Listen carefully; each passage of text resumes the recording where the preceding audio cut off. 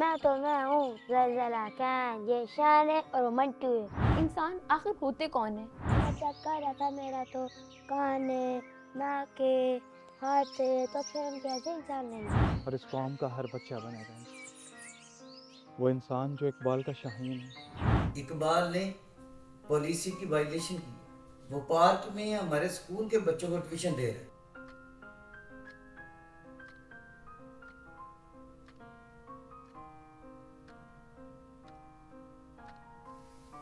Sir, Iqbal के साथ गुजरे उन चंद दिनों ने हमारी जिंदगी बदल दी थी।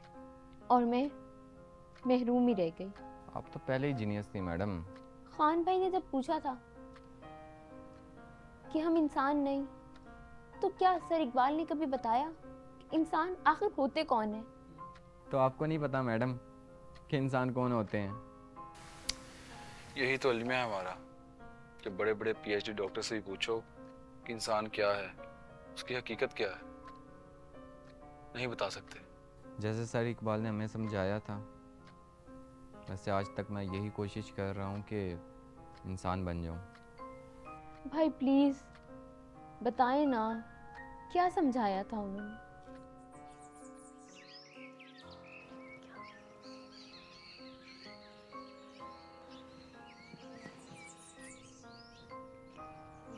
ये क्या कर रहे हो खान?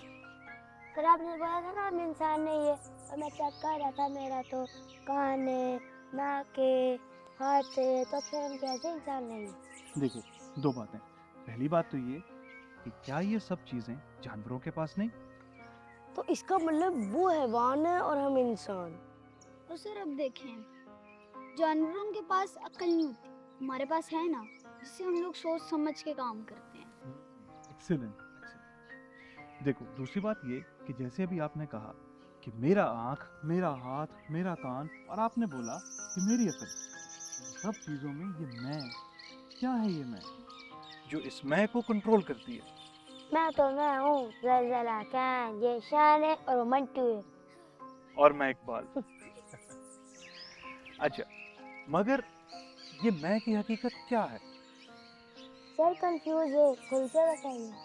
देखो, अल्लाह ने हमारी बॉडी में दो चीज़ें बनाई हैं, एक हमारी रूह और दूसरा हमारा जिस्म। जिस्म को तो हम फिजिकली टच कर सकते हैं, देख सकते हैं, मगर जो हमारे एहसासात हैं, हमारे जज्बात, हमारे ख्यालात, हमारे इमोशंस, वो सब हमारी रूह में होते हैं।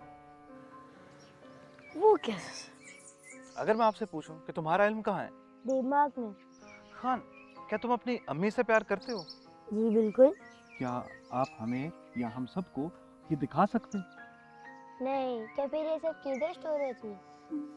सर यानी हमारी फीलिंग्स, नॉलेज और दर्द वो नजर नहीं आता, वो कि सब कुछ रूह में होता है। बिल्कुल, रूह ही है इंसान की असल हकीकत। तो अच्छा इंसान कैसे बना?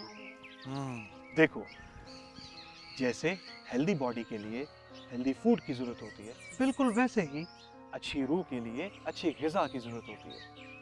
और वो ग़िज़ा क्या है? वो ग़िज़ा है हमारे अच्छे अमाल, हमारा इखलाक, हमारा इल्म। अच्छा खान, मुझे एक बात बताओ, जब तुम दूसरों की हेल्प करते हो, क्या तुम्हें खुशी मिलती है? जी, मगर टीचर्स को तंग करने में ज़्यादा खुशी मिलती है। ये बात तो है वैसे। मगर खान, मुझे बताओ कि हकीकी खुशी किस चीज़ में मिलती है?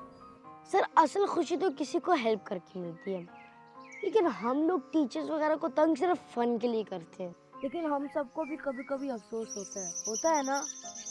तो यही है वो हेल्दी फूड जो आप अपनी रूह को देते। जब तक ये हेल्दी फूड आप अपनी रूह को देते रहोगे, वो तब तक एक अच्छा इंसान बनी रहेगी। एक अच्छा इंसान वो होता है जिसमें ये सब क्वालिटीज होती हैं। वो इंसान जो अल्लाह ताला को भी पसंद है।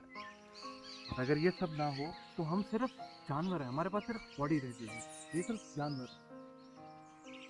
हम अच्छे काम ना करें, दूसरों की मदद ना करें और नेक ना बने, तो क्या हम इंसान हैं?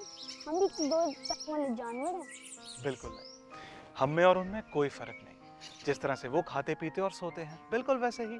देखो, ना तो उनके ऊपर कोई जिम्मेदारी है, ना उन्हें स्कूल जाने का डर, ना उन्हें एग्जाम देने पड़ते हैं, और ना ही अम्मी अब्बू की बात माननी पड़ती है।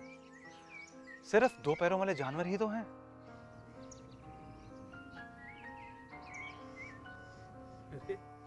क्या हुआ? किन सोचों में गुम हो गए तुम तीनों? इंसान बनना है सर।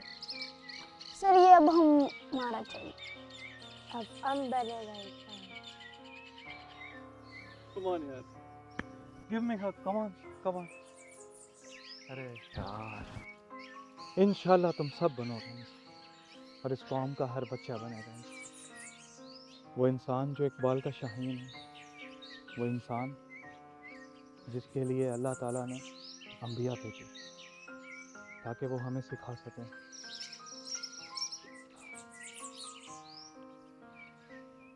वाह मैडम, इतनी इमोशनल। डबल पीएचडी कर रही हूँ, लेकिन आज तक ये जानने की फुर्सत ही नहीं मिली कि मैं इंसान हूँ या हैवान। तो आईने में देख लो, बिल्ली नजर आओगी। कम ऑन यार, वो सीरियस है, तुम उसका मजाक कर रहे हो।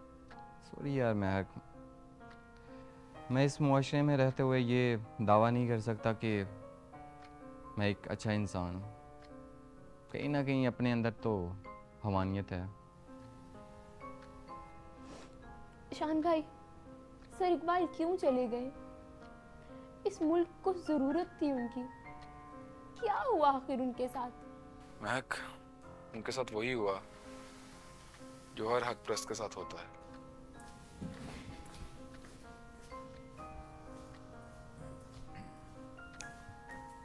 भाई साहब, आप तो बड़े बन गए। इस इकबाल का तो कुछ करें। इकबाल ने चेयरमैन के सेक्रेटरी को मैसेज कर दिया है कि चेयरमैन से टाइम लेकर फाइनल रिपोर्ट खुद प्रेजेंट करें। लगता है मामला काफी बिगड़ जाए। तू क्या कान लगा रहा है? चल दफा हो, काम कर अपना जाके। बिगड़ जाएगा, समझे कि बिगड़ गए। 1 करोड़ की फंडिंग लेते हो हर साल। जी जी मिस्टर 10%। हाँ, नुकसान तो मेरा भी हो। तो फिर बुखारी साहब कुछ करें ना।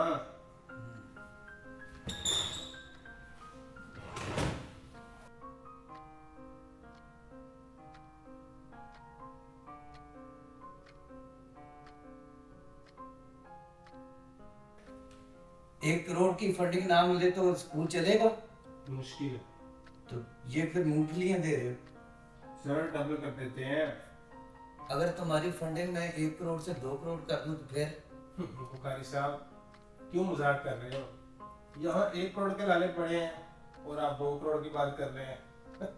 प्यार छोड़ें। 50 लाख की डील कर सकते हैं, आपकी फंडिंग 2 करोड़ हो जाए। वो कैसे? आप प्रिंसिपल को एक लेटर लिखें, इकबाल ने पॉलिसी की वायलेशन की, वो पार्क में हमारे स्कूल के बच्चों को ट्यूशन दे रहे हैं। ये आपको कैसे पता?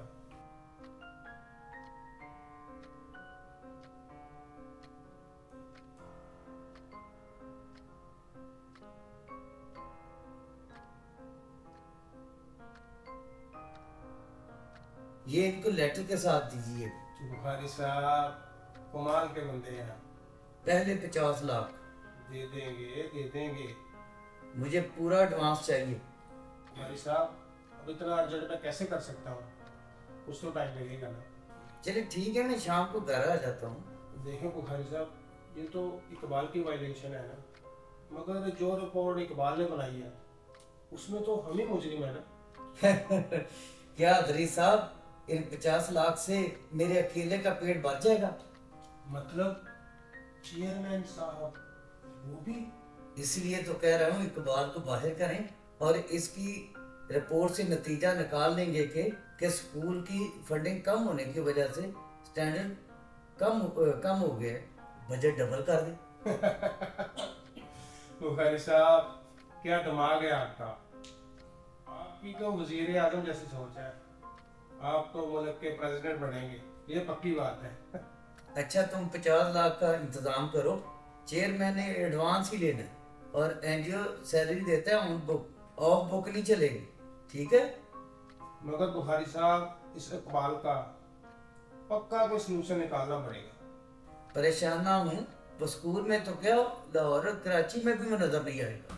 ये बात है साहब।